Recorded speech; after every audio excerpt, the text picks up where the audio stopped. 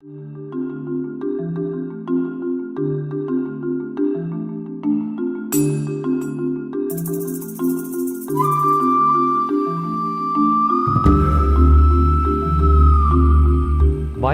is a really interesting construct. I think of it as a shapeshifter.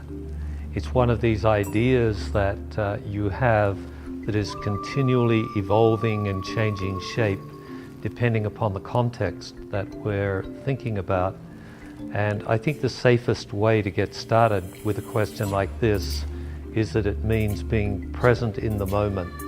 So whatever you are doing, you need to deal with the resources that you have at the moment rather than what might be in the future or what has been in the past.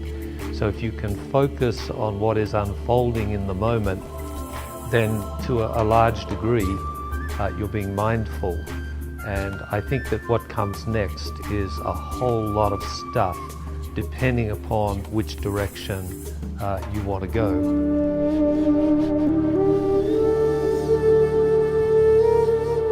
Mindfulness is a shape-shifter, so there will be times when we want to sort of argue that being mindful requires you to stay focused.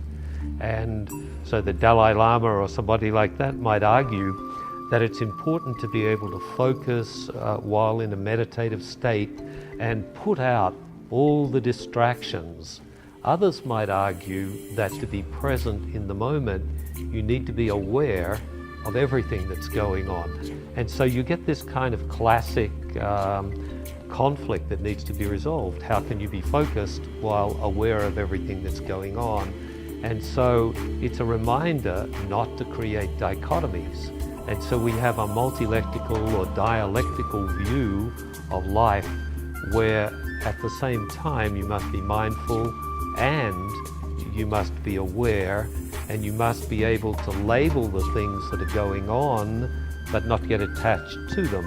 And so the sound that I hear outside, I may hear it, label it as something, and then let it go.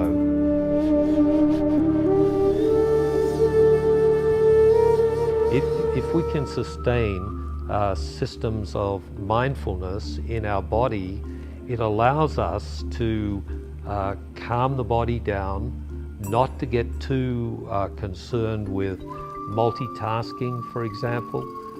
It allows you to focus while being aware. It allows you to be emotional without hanging on to those emotions.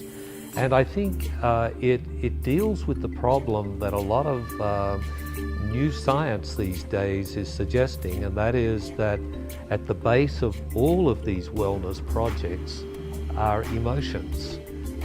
That if you're going to develop something bad that people might think about in terms of an illness, it can often be traced back to emotions that create a disharmony. Then the disharmony prevents the kind of flows that naturally occur in the body. And if they're not dealt with, they can manifest in unhealthy kinds of symptoms.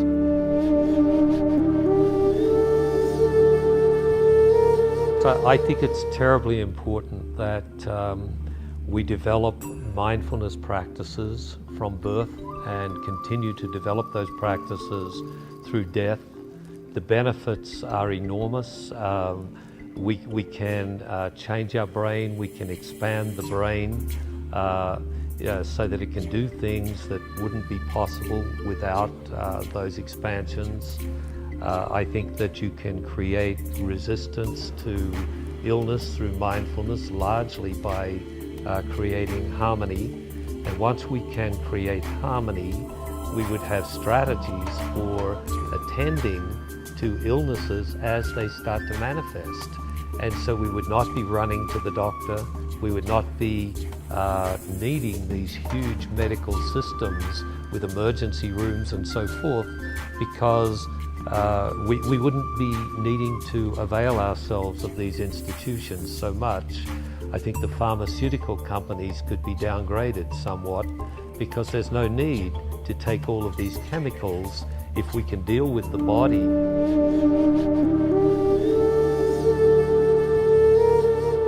And so I think for the young people, What mindfulness approaches provide us is ways of being in the world that allow us to interact with others harmoniously. I guess you could use a whole lot of metaphors here. You can think of peaceful interactions on the one hand, you can think of good health on the other, you can think of more compassion in society, you can think of a whole lot more happiness, but with the tools not to be so happy that it distracts you from doing the things that you want to accomplish in life. So I think what mindfulness practices give us are the opportunities for healthy lifestyles, the opportunities to change from what we are to what we'd like to be. The research on neuroplasticity is very, very promising. If we tend to be a particular style, emotional style right now, we don't have to be that way. If we choose to be something else, there are now approaches that I would call mindful approaches that allow us to become something a little different. And so I think we could end up with societies that are more humane. Perhaps we would have more peace as well, if we think of a big global kind of goal associated with this.